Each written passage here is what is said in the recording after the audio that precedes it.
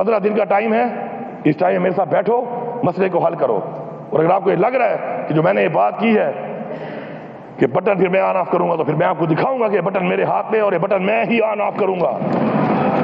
ये वापडा के ऑफिस मेरे सूबे में है। इस सूबे के अंदर जो बंदा बैठेगा वो इस सूबे के लोगों की खिदमत करेगा। मुल्क की बिजली ऑन ऑफ करने का बटन खैबर पख्तूनख्वा के पास है। हमें इस साल के 50 अरब रुपए 2 महीने के अंदर चाहिए। बैठकर मसाइल हल करो वरना गैर जिम्मेदार लफ्ज छोटा होगा। वजीर आला अली अमीन गंडापुर ने बातचीत के लिए विफाक को 15 दिन की डेडलाइन दे दी। खैबर पख्तूनख्वा असेंबली में इजहार करते हुए कहा, बार बार दरख्वास्त नहीं की जा सकती, कोई हद होती है। मजबूर ना करें, फिर कहते हैं मैं गैर जिम्मेदाराना बयान देता हूँ। अपना हक मांगना गैर जिम्मेदारी है तो मैं इससे भी आगे जाऊंगा। मुझसे बात किए बगैर किसी का बाप भी मेरे सूबे पर टैक्स नहीं लगा सकता। फैसल वावड़ा और मुस्तफा कमाल को तौहीन अदालत का नोटिस जारी। सुप्रीम कोर्ट ने दोनों को जाती हैसियत में तलब कर लिया। चीफ जस्टिस ने फैसल वावड़ा की प्रेस कॉन्फ्रेंस के दौरान अज खुद नोटिस की समाअत के दौरान कहा, जो तनकीद करनी है हमारे सामने करें, ये नहीं हो सकता आप इदारे पर चढ़ दौड़ें, इससे अदलिया पर एतमाद खत्म होगा। ऐसा लगता है किसी खास मकसद के तहत ये किया गया। आप रुकने पार्लियामेंट थे, वहां तकरीर कर लेते, प्रेस कॉन्फ्रेंस की क्या जरूरत थी। बुरा किया है तो नाम लेकर कहें, इदारे को निशाना बनाने की इजाजत नहीं देंगे। जुल्फिकार अली भुट्टो केस का हवाला दिया गया। इस केस में हमने अपनी इस्लाह की। केस की समाअत 5 जून को दोबारा होगी।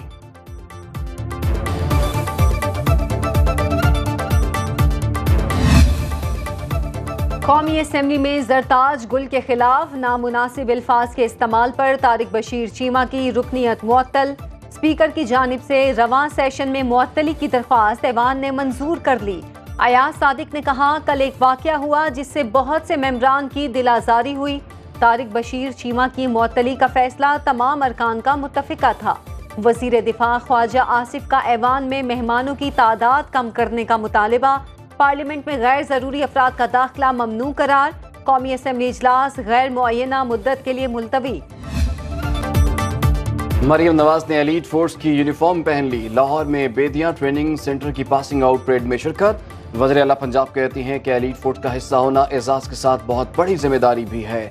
वज़ीर आला की ज़ेर सदारत इजलास में पुलिस को जदीद टेक्नोलॉजी से लैस करने के लिए फंड्स की मंजूरी।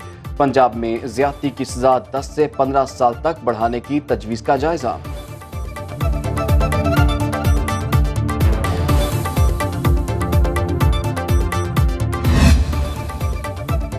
पंजाब में तलबा को मोटर बाइक्स की कुरानदाजी अभी नहीं होगी। लाहौर हाई कोर्ट ने हुक्म इम्तना में तौसी कर दी।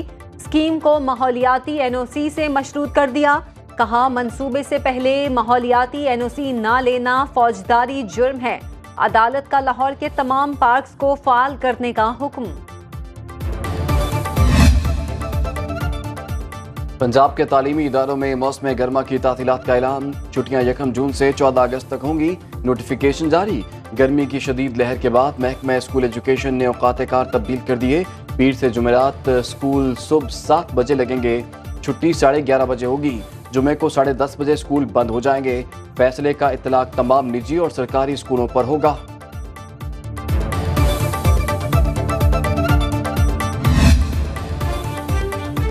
हुकूमत ने महंगाई तले दबे अवाम पर बिजली गिरा दी। कीमत में ₹1.47 इजाफा। वसूली अगस्त, सितंबर और अक्टूबर में होगी। बिजली कंपनियों ने तीसरी तिमाही एडजस्टमेंट की मद में इजाफा मांगा था।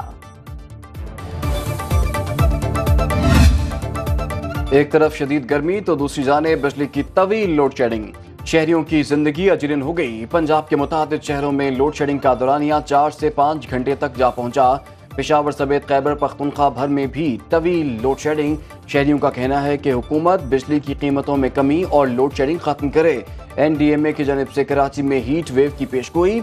महकमा मौसमियात ने रवामा हीट वेव, बारिशों और तूफान का अलर्ट जारी कर दिया।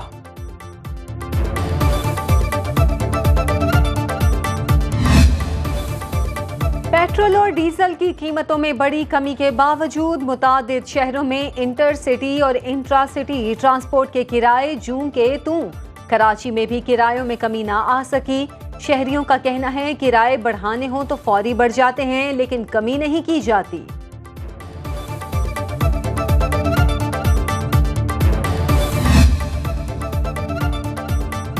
وفاقی وزیر داخلہ محسن نقوی کا بڑا اعلان، پاکستان بھر میں یونین کونسل کی سطح پر شناختی کارڈ بنانے اور تجدید کی سہولت دی جائے گی۔ وفاقی وزیر داخلہ کا اسلام آباد میں نادرا ہیڈ کوارٹرز کا دورہ، محسن نقوی کی یونین کونسل کی سطح پر بائیو میٹرک مشینیں لگانے اور منصوبے کو چند روز میں حتمی شکل دینے کی ہدایت۔ 6 بڑے شہروں میں نادرا سینٹرز میں اضافے کا 7 روز میں پلان طلب۔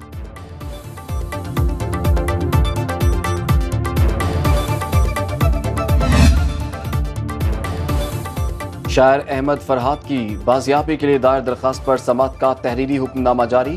اسلام آباد ہائی کورٹ نے سیکریٹری دفاع سے پیر تک تفصیلی رپورٹ طلب کر لی۔ سیکریٹری دفاع بتائیں اسلام آباد سے کیوں اور کیسے احمد فرحات لاپتہ ہوئے۔ اسلام آباد high court justice Mohsin Akhtar Kayani نے 2 صفحات پر مشتمل تحریری آرڈر جاری کیا۔ پولیس حکام نے عدالت کو بتایا کہ جوائنٹ انویسٹیگیشن ٹیم تشکیل دے دی ہے۔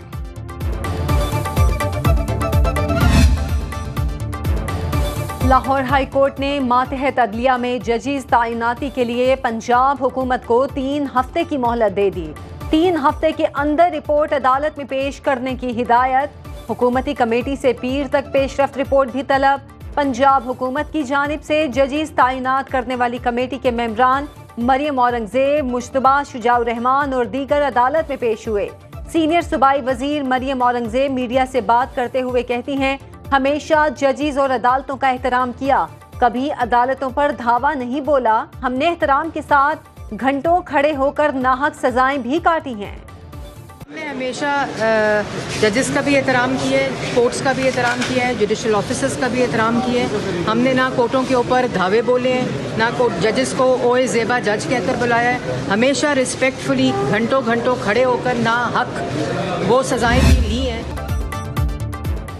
IMF کا حکومت سے اخراجات میں کمی کا مطالبہ، محکموں کے لیے ضمنی گرانٹس پر اعتراض، ضمنی گرانٹ پارلیمنٹ کی منظوری سے مشروط کی جائے۔ حکومت کو اسٹیٹ بینک سے مزید قرض لینے سے بھی روک دیا۔ عالمی ادارے کا کہنا ہے کہ قرض لینے کے بجائے حکومتی کمپنیوں کی نجکاری کا عمل تیز کیا جائے۔ حکومت اسٹاک مارکیٹ سے سرمایہ کاری حاصل کرنے کے اقدامات کرے، منافع بخش حکومتی کمپنیوں کے حصے اسٹاک مارکیٹ پر لانے کی تجویز۔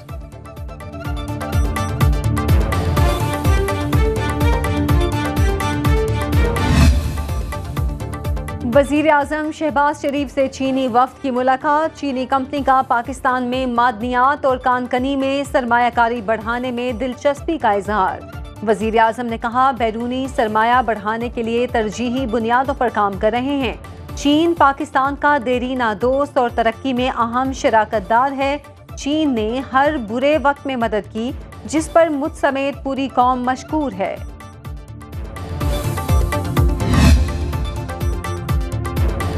نائب وزیر اعظم اور وزیر خارجہ اسحاق ڈار کے دورہ چین کے دوران چینی حکام سے مفید ملاقاتیں ہوئیں۔ ترجمان دفتر خارجہ ممتاز زہرا بلوچ نے بریفنگ میں بتایا کہ ملاقاتوں میں سرمایہ کاری اور خطے میں امن کے لیے کاوشیں جاری رکھنے پر اتفاق ہوا۔ سی پیک کے دوسرے مرحلے میں اعلیٰ معیار کی ترقی کو آگے بڑھانے کے عزم کی بھی تجدید کی گئی۔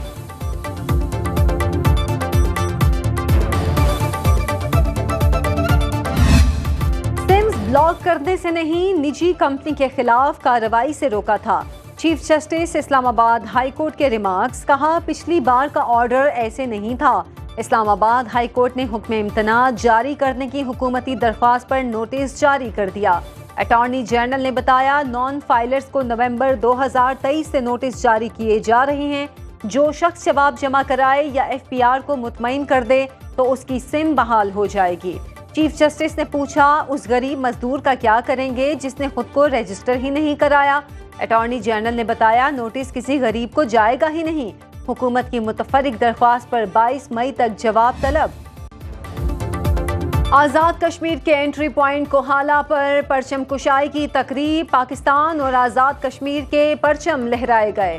پاک فوج کے چاک چوبند دستے نے سلامی پیش کی۔ تقریب میں سول انتظامیہ، پاک فوج، پولیس، سول سوسائٹی کے نمائندوں نے شرکت کی۔ شرکاء کا وطن کے چپے چپے کی حفاظت کے عزم کا اعادہ۔ آج فلسطین میں کیوں خون بہہ رہا ہے؟